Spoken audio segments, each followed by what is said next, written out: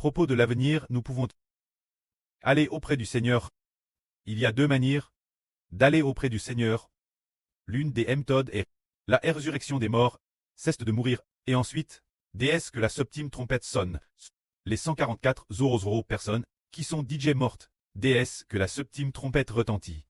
Ils ressusciteront et iront immédiatement au ciel. Alors ce retentissement de la septième trompette, se dire l'ange de l'Apocalypse, sonnant la septième trompette. Cette trompette, déesse que la septième trompette sonne. Quand est-ce que cela sonnera-t-il? L'esprit du preux, en frère Eshbert, sait dans son esprit que ce devrait être en 2038. En 2038, quand cette septième trompette sonnera, alors l'archange Michel combattra le diable Satan. Ainsi, chassera Satan sur la terre. Ce moment-tel, un bébé naîtra. Et ce moment-tel, il y aura les 144 morts. Ceux qui sont morts, ce moment-tel, ressusciteront. Ce moment-tel, les personnes ressuscitent. Qui sont-elles? Il y aura Pierre, Jean, André, Paul. Eux, les 144 qui sont DJ DCDS. Ceux qui sont DCDS vont tous en 2038. DS que la septième trompette sonnera. Tous ceux qui sont DCDS, mais la condition, c'est qu'ils doivent faire partie des 144 Alors ce groupe de personnes qui sont DCDS, ils vont immédiatement. DS que la septième trompette sonnera. Ressusciter immédiatement au ciel. Alors frère Eshbert, donne un exemple. Nous demandons notre sœur Gomu. Et puis, voyons, si elle répond correctement. Et ensuite, frère Eshbert va expliquer. Notre sœur Gomu Jaouan, il y aura deux personnes. L'une est Abraham.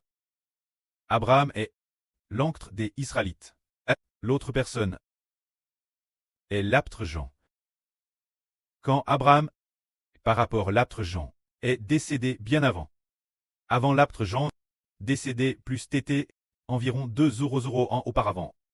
2 ans plus tard, l'apôtre Jean est décédé. Ces deux personnes sont toutes les deux mortes. Alors, quand la septième trompette sonnera, toutes les deux ensemble ressusciteront au ciel, n'est-ce pas sur Zaouan a hoch la tête et a dit. Oui, haha. Cest confirme, OLL, sur la. Elle semble. Je ne sais pas. Haha. Alors, frère Eshbert répond. La septième trompette, quand elle retentit. Bien qu'Abraham, que Jean, que l'apôtre Jean, est mort 2 ans plus TT. L'apôtre Jean est 2 ans plus tard. Qu'il est mort, mais Hébert dit que, lorsque la septième trompette sonnera, l'apôtre Jean ressuscitera en premier. Quand Abraham, il devra attendre, après les 1 dernier âne, pour ressusciter, cela signifie donc que, au son de la septième trompette, l'apôtre Jean ressuscitera pourtant en premier. Pour quelle raison? Parce que, l'apôtre Jean est l'un des 144 alors que l'oncle Abraham ne fait pas partie des 144 Il est destin l'avenir. Sur la nouvelle terre, très un enfant de la vie éternelle, et par conséquent, l'autorité de la résurrection de l'apôtre Jean est supérieure celle de l'ancien Abraham choisi par Dieu. Encore plus noble. C'est pourquoi Jean ressuscite en premier, tandis qu'Abraham ressuscitera plus tard. Alors, prenons un autre exemple. Donnons un exemple. Par exemple, un jour, dans le futur, notre sur Répa est tue. Et puis, elle est, peut-être en l'an 2042 qu'elle a têtu. Alors, il y a une autre sur qui est la Sarah de l'Antiquité. Selon vous, frère et sœur, qui ressuscitera en premier? Est-ce la Sarah de l'Antiquité, ou notre sœur Rebecca, qui ressuscitera en premier? Posons la question. La sœur Gomu. Elle a dit oh. La sœur Rebecca ressuscitera en premier. Bonne réponse. Bien que la sœur Rebecca devrait être en 2042. Tue et sacrifie. Mais après avoir tué et sacrifié, elle ressuscitera Thérèse vite. Il est possible qu'après avoir tué et sacrifié, elle ressuscite quelques jours à rêve. De toute façon, elle ressuscitera Thérèse vite. Mais l'ancienne anctre Sarah, par rapport à notre sœur Rebecca, ressuscitera plus tard. Pour quelle raison? C'est parce que la sœur Rebecca fait partie du livre de vie de l'agneau. Se dire du noble groupe des 144 ou madame d'un groupe, encore plus noble, que les 144 Zorozoro. Donc pour la résurrection, selon l'ordre, les personnes nobles ressuscitent en premier, bien que, eh bien, Abraham et Sarah soient morts 4 Zorozoro ans avant nous. Pourquoi? Si l'on compare ainsi, ressuscitait-il en premier? Parce que l'ordre de la résurrection est, d'abord les personnes nobles, se dire. Ceux du livre de vie de l'agneau ont vu ceux qui ont souffert pour le nom du Seigneur, ceux qui ont tué pour le nom du Seigneur, ou bien ceux qui sont morts dans le Seigneur. D'abord après la résurrection, puis c'est autour de ceux du livre de vie de ressusciter, ce qui veut dire que ceux du livre de vie de l'agneau ont vu ces enfants ressusciteront en premier, c'est ainsi qu'on peut aller auprès du Seigneur. Il y a parmi ceux-là une voie, une méthode, qui est la résurrection d'entre les morts. Une autre manière, la première manière tant, de ressusciter d'entre les morts. Pour ces personnes, c'est plus de 90% des gens qui doivent ressusciter d'entre les morts. C'est dire les 144 personnes, plus de 90% seront tués. Ou bien, mourront de vieillesse, pour ensuite ressusciter d'entre les morts. Mais, peut-être moins de 10% des gens seront enlevés vivants. Il se peut que ce soit moins de 10%. Quelques pourcents, on ne sait pas trop. Ceux qui seront enlevés vivants seront vraiment terrestres, peu nombreux. C'est le Seigneur Jésus-Christ, qui tout, particulièrement leur permettra de ne pas connaître la mort, de ne pas passer par la souffrance. Ces personnes sont très rares, parce que, tout l'heure quand nous étions dans la session précédente, d'explication de la vie, la sœur Jaouan, c'était du frère Zibo. Elle écoutait attentivement, après avoir coupé, elle a ainsi fermé les yeux, alors, elle écoutait les yeux fermes. Pendant qu'elle écoutait attentivement, elle est entre dans une vision. Dans la vision, elle était avec une ensemble, 7 sur sa droite. C'était notre sœur Ruth qui était, la droite de la sœur Jaouan. Les deux sœurs étaient tranquillement, ensemble, quand soudain, la sœur Ruth a disparu. Ah, elle a dit, oh et passe la sœur Ruth, oh Estelle Al. Et puis, dans l'esprit, elle a été enlevée vivante. Alors, la sœur Jaouan s'est réveillée et a dit, la sœur Ruth a été enlevée. Quand a-t-elle été enlevée? C'est possible que ce soit en 2042, parce que la plupart des personnes enlèvent, il se peut que ce soit en arrivant en 2042, après avoir traversé les 3 ans et demi de la grande tribulation. Elle a encouragé beaucoup de frères et sœurs, sa mission est aussi accomplie. Et le précleste et le Seigneur l'ont prédestiné, en disant, il te suffit d'accomplir ta mission, mais tu n'auras pas à te sacrifier. Tu traverseras toutes sortes de souffrances, mais tu ne seras pas tué, ni sacrifié. De toutes les souffrances, le Seigneur te sauvera. Alors, pour une telle chose, le précleste, pour de tels frères et sœurs, le précleste ou le Seigneur les a prévenus d'avance. La sœur Ruth, c'était l'année dernière, elle a subi une TRS grande opération. Lors de l'opération cardiaque, le Seigneur lui a dit, qu'après avoir traversé cette douloureuse opération, l'avenir, elle n'aurait plus mourir. L'avenir, pas de mort, elle vivrait et serait enlevée au ciel. Un jour, la sœur Rebecca, alors qu'elle priait aussi pour la sœur Ruth, il semble que le Seigneur a dit la sœur Rebecca quelque chose de similaire, dans ce sens, ainsi, la sœur Ruth n'aurait pas passé par la mort, mais serait enlevée vivante. Et justement, la sœur Jaouan Touler, dans une vision, a vu précisément cela. C'est cela. L'enlèvement des vivants, concernant l'enlèvement des vivants, dans la Bible. Il explique ainsi. Quand l'enlèvement des vivants, le moment venu, l'enlèvement des vivants se fera en un instant, en un clin d'œil, et nous serons dans le royaume des cieux, pour y rencontrer le Seigneur. L'apôtre Paul a dit que nous rencontrerions le Seigneur dans les airs, mais en réalité, les airs signifient le ciel. C'est-à-dire que, soudainement, en un clin d'œil, on se retrouve dans le royaume des cieux. Comment est-ce arrivé au ciel? Comment se fait-il que soudainement, l'instant j'étais encore sur terre, on voit, et soudain je suis au ciel? Et le corps alors? Ah, comment mon corps a-t-il changé? Comment est-ce devenu si noble? Ce n'est plus comme avant, on voit. Pourtant j'étais, l'instant, encore une vieille dame, une vieille sur 10 jeux de 80 ans, ou de plus de 80 ans.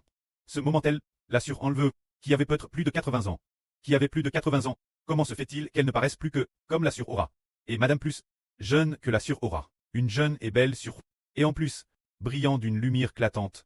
C'est-à-dire que, en un instant, en un clin d'œil, le précleste nous donne un corps nouveau. C'est cela. La scan de l'enlèvement des vivants. Il y a bien des ânes. J'ai oublié quelle âne c'était. C'était peut-être en 2021, ou en 2022.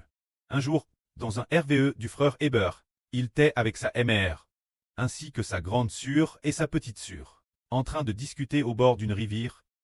Dans le RVE, il disait ceci. Le frère Eber disait sa mère, « Maman, après avoir te tué, je ressusciterai au bout de 3 jours et demi. Alors sa mère a dit, ah, mon fils, tu vas donc partir avant moi. Tu vas vraiment partir avant ta maman. Et alors, sa mère n'a cesse de pleurer. Alors Héber a dit, ne pleure plus maman. Tu n'auras pas passé par la mort, d'être directement en le vivant. Tu n'as vraiment pas besoin de mourir. Tu n'as pas sacrifié ta vie.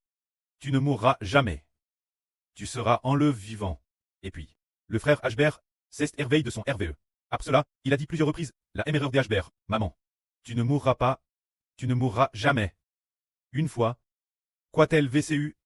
Elle a vécu une hospitalisation, il semblait qu'elle avait une maladie grave. Alors elle a été hospitalisée. Elle a alors téléphone pour dire, mon enfant, viens voir ta maman, je suis hospitalisée. Je ne sais pas si je vais guérir. Ashber a dit, maman rassure-toi. Le pré-Clest m'a dit que tu ne mourras jamais. Tu ne mourras jamais. Sa maman, a dit d'un air confus. Mon enfant, est-ce que tu as un problème mental? Elle n'arrêtait pas de dire cela. Ashber a aussi répété plusieurs fois, maman, tu ne mourras vraiment pas. Depuis l'Antiquité, il n'y a jamais eu de telle personne, a dit Ashber. Beaucoup de gens meurent, mais toi, tu n'as pas mourir. Madame, moi je mourrai. Moi, qui ai 20 ans de moins que toi. Je mourrai. Il n'y a que toi qui n'as pas mourir. Alors, elle a raconté cela. Ces deux sûrs, se dire les tantes d'Ashber. Ensuite, la plus jeune tante d'Ashber a téléphone Ashber pour lui dire, mon enfant, ta erreur ne va-t-elle vraiment pas mourir? C'est vrai, elle ne mourra pas. Est-ce bien vrai? Alors, demande. Aide-moi, demande ton Dieu, demande pour moi. Ta tante, moi ta tante, regarde, ce qui va m'arriver. Plus tard, le pré-Clest a RVL que la tante du frère Ashber devrait, pendant la grande tribulation, sacrifier sa vie et mourir, mais après sa résurrection, elle aura la vie éternelle sur la nouvelle terre. Le pré-Clest a fait savoir au frère Ashber que la tante de Ashber serait tue pendant la grande tribulation. Pour quelle raison elle serait tue, ce n'est pas clair, mais ce sera par des méchants. Ainsi, ce n'est qu'après la fin de la grande tribulation. Après la fin de la grande tribulation, qu'elle ressuscitera, parce que, bien que la tante du frère Ashber, bien que soit tue pendant la grande tribulation, le pré-Clest la prédestine. Non pas pour le domaine Clest. Elle n'est pas dans le livre de vie de l'agneau, mais elle est une enfant du livre de vie. Et non du livre de vie de l'agneau. C'est pourquoi. Le frère Ashber a entendu un jour dans son RVE, le son du tonnerre. Le son du tonnerre. Qui était en fait cette tante. Parlant en langue Zhuang, elle disait en Zhuang, disant, la erreur du frère Heber. Disant cela, c'est le son du tonnerre. Mais sans voir la tante, émis depuis le ciel, le son du tonnerre et du grondement disant la MRE de Heber, tu es parmi les femmes, tellement bénies, la miséricorde et la guerre de Dieu envers toi sont tellement grandes. Le sens de la traduction est, ce sens est exprimé par le son du tonnerre disant. Se dire que la tante du frère Heber, c'est celle qui disait combien la MRE de Heber est bénie. Cette personne, elle doit sacrifier sa vie. Mais l'avenir, elle a Thérèse soif d'entendre la vie, dans un avenir proche, mais le pré-Clest la prédestine très de la nouvelle terre. Mais maintenant, nous comprenons enfin wow, les personnes Clest sont si précieuses, au point que avec la MRE de Heber, sa propre sur de Madame Pré et MRE, sa propre sur, disait sans cesse, combien la MRE de Heber est bénie, juste avec le son du tonnerre. Disant avec sa voix, mais sans voir sa personne. Alors c'est cela. L'enlèvement des vivants et ceux qui ressuscitent d'entre les morts. Quand ceux qui sont enlevés vivants, en plus du livre de vie, ceux du livre de vie de l'agneau ont vu, il y a aussi une grande foule, qui est la grande tribulation, après sa fin. Par exemple, notre sœur Ruth a été enlevée pendant la grande tribulation. Mais dans le livre de vie, ceux qui sont enlevés vivants doivent attendre que après que le frère Heber soit tué, pour qu'il soit enlevé vivant. Mais quand ceux du livre de vie de l'agneau, ce devrait être avant que le frère Heber soit tué, s'ils doivent être enlevés vivants, ordonne d'être enlèvés vivants. Ils ont déjà été enlevés. Quant au livre de vie, le livre de vie est les enfants de la nouvelle terre. Pendant la grande tribulation, n'ont pas encore tué. On traverse la grande tribulation. Ceux qui traversent vivant la grande tribulation doivent attendre juste ce que quelqu'un appelle celui qui devient le Fils de l'homme, il portera une couronne d'or, sortira une faucille d'or, au moment de moissonner la récolte, lorsque le frère Heber est tué, ressuscite et monte au ciel. Après cela, les emmènera ensuite dans la maison Clest, pour qu'ils soient enlevés vivants. Quand ceux du livre de vie de l'agneau ont vu, c'est le Seigneur Jésus-Christ. Et aussi, je ne sais pas, si c'est le frère Heber. Après son sacrifice, c'est le Seigneur Jésus-Christ qui les emmène, mais certaines personnes sont enlevées l'avance. Il semble que ce soit pour cette raison Que la gloire soit auprès et au Seigneur. Amen.